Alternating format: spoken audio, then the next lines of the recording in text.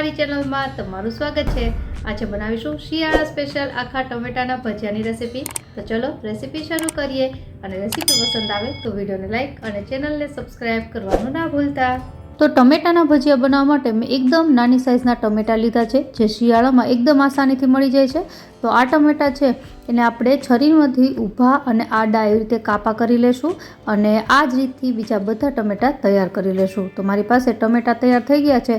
હવે આપણે આ ટમેટા છે એની અંદર ભરવાનું એકદમ મસ્ત અને ચટાકેદાર સ્ટફિંગ તૈયાર કરીએ।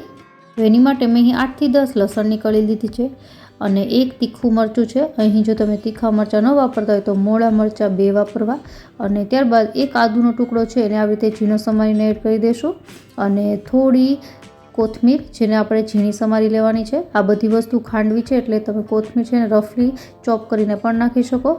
અને હવે પહેલાં આ બધી વસ્તુને પહેલાં તો ખાંડી લઈશું અને ખંડાઈ જાય ત્યારબાદ આપણે બીજી વસ્તુ ઉમેરીશું। તો આ બધી વસ્તુ ખંડાઈ ગઈ છે। તો 1 ટીસ્પૂન જેટલી વરિયાળી, 1 ટીસ્પૂન જેટલા આખા ધાણા, અડધી ટીસ્પૂન જેટલા કાળા મરી અને આ બધી વસ્તુને ખાંડી લેવાની છે।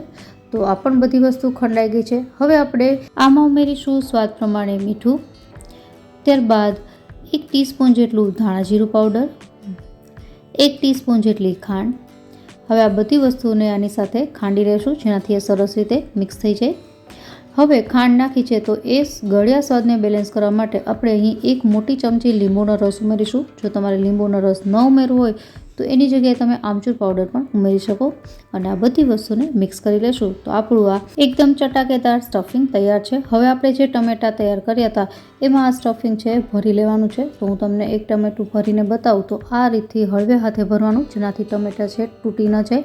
તો આખું સ્ટફિંગ સરસ રીતે એકદમ દબાવીને ભરવું। તો આવી રીતે પેલું ટમેટું છે મેં ભરીને તૈયાર કરી લીધું છે અને આ જ રીતથી આપણે બધા ટમેટા ભરી લેશું। તો મારી પાસે બધા જ ટમેટા ભરાઈને તૈયાર થઈ ગયા છે। હવે આપણે ટમેટાના ભજીયા બનાવવા માટે ચણાના લોટનું બેટર બનાવીએ। તો ટમેટા છે એને સાઈડમાં રાખી દઈશું અને એક મોટા વાસણમાં 2 કપ જેટલો ચણાનો લોટ લેવાનો છે।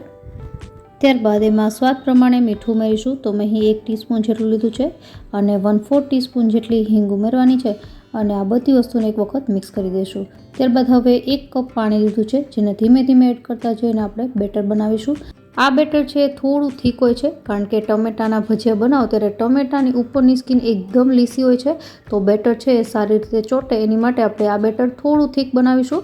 તો તમે જોઈ શકો છો મેં પાણી એડ કરતા જઈ અને એકદમ ફ્લોઈંગ કન્સિસ્ટન્સીવાળું બેટર બનાવ્યું છે અને આ બેટર બનાવવા માટે મારે 1 કપમાં હજી પણ 1 ચમચી જેટલું પાણી બચ્યું છે। તો બસ આટલું પાણીની જરૂર પડશે।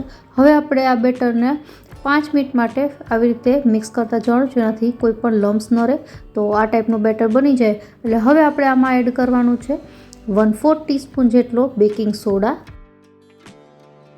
ત્યારબાદ સોડાને એક્ટિવેટ કરવા માટે અડધા લીંબુનો રસ ઉમેરીશું। તો તમે જોઈ શકો છો સોડા તરત એક્ટિવેટ થઈ જશે અને ત્યારબાદ 1 ચમચા જેટલું ગરમ તેલ નાખવાથી આ જે આપણા ભજીયા છે એની અંદર જાળી સરસ પડશે। હવે એને 5 મિનિટ માટે આવી રીતે ફેટી લેવાથી જે આપણો લોટ છે એનો કલર થોડો ચેન્જ થઈ જશે અને એ ફૂલી પણ જશે। તો બસ આપણું આ બેટર તૈયાર છે। હવે જે ટમેટા આપણે તૈયાર કર્યા હતા ભરીને એ લઈ લઈએ અને હું તમને એક ટમેટું આવી રીતે બતાવી દઉં। તો લોટમાં આ રીતે આપણે એને ડીપ કરી અને પૂરેપૂરું લોટથી કવર થઈ જાય એ રીતે કરવાનું છે।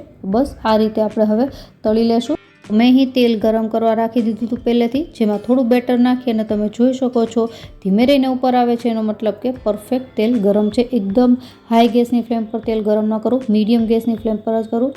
હવે આપણે લોટમાં ડીપ કરીને આવી રીતે ટમેટા છે તેલમાં નાખી દેવાના છે।